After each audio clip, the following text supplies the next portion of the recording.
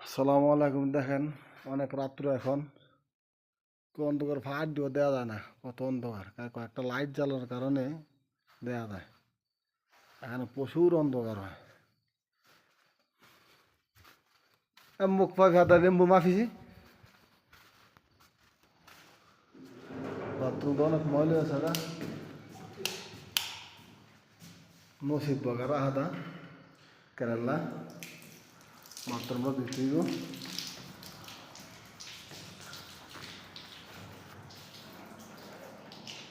আমার দোস্ত বন্ধু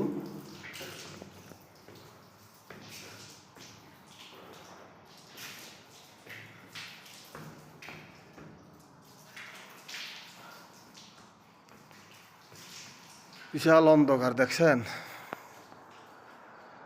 অন্ধকার আর অন্ধকার।